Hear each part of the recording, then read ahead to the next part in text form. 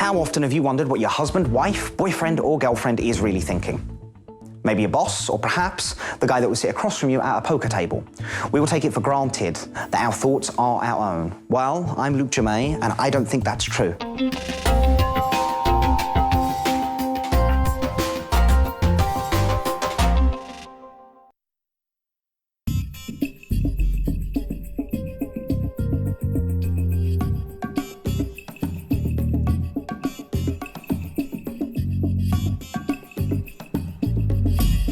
You know, it often, what I do, takes a process and it takes an amount of time, you know, that you just don't have on the show to display that. So it's very instantaneous on the show, like the summing up of people and so on is incredibly instantaneous, which when I first started watching the show, but even before the show was made and I heard like the rumours about it and so on, I was a little bit concerned that it was going to screw up my career, you know, because I thought you were going to be the figurehead of this to the public, and then they were going to walk into my theatre every night expecting instantaneous results. But something that pleasantly surprised me was, even though the deductions or the observations seem to happen in a snap moment in the show itself, that somehow the level of detail and level of attention is always expressed. One of the things that I'm in awe of Mentalists about is the fact that the astuteness in which they approach everything. I mean, it may seem very cavalier and casual and all of that, but the actual depth of knowledge is remarkable.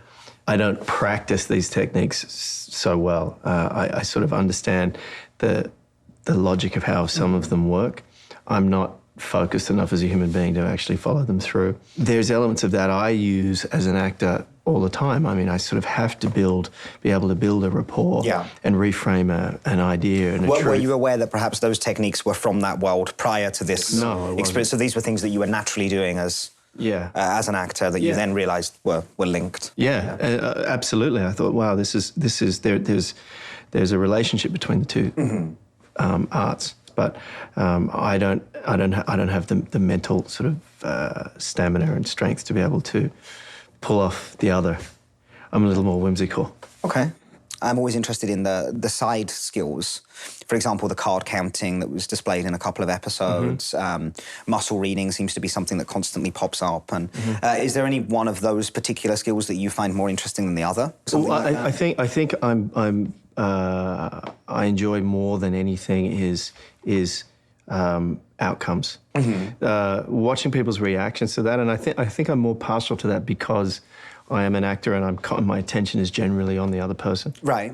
And I'm generally always listening and watching the other person, and I feed off of what they do. That's instinctively what I do as an actor. A lot of actors work in different ways, but that's my strength. Is I'm only really ever as good as who I'm working with.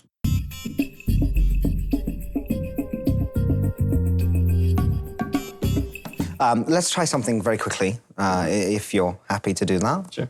Good, and it might not work, which is one of the things that makes it more difficult right now. But I'm going to ask you very simply to think about a place that you have travelled to, and don't necessarily go for a place that might seem immediately obvious, like perhaps Australia or England, but somewhere that you have visited, maybe somewhere that you enjoyed, somewhere that you link some kind of positive memory to as opposed to a bad experience.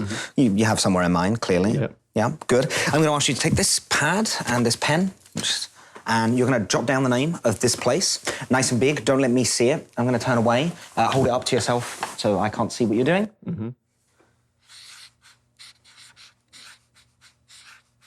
I love the hand.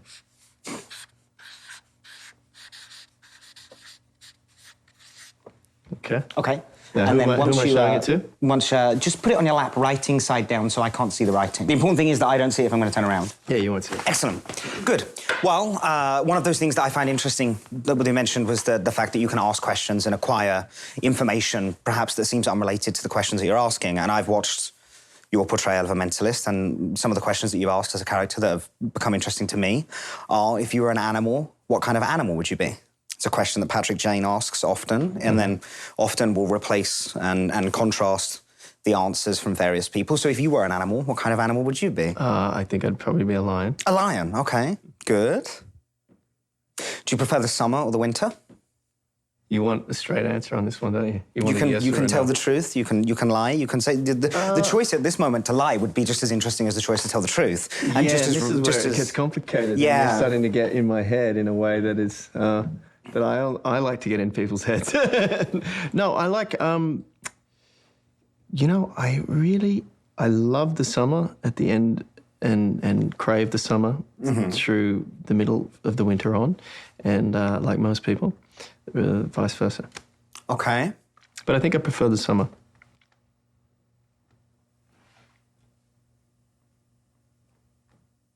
It's going to be somewhere in Europe then. It's not going to be anywhere in America. It's not going to be anywhere in Australia. It's not going to be England, because I asked you not to think of England or Australia. It's going to be somewhere in Europe. You actually asked me not to go to whatever is the immediate... Yeah, thing. not England, not Australia, but it is going to be a European country. There's plenty of places in Australia that are... Yeah. No, absolutely.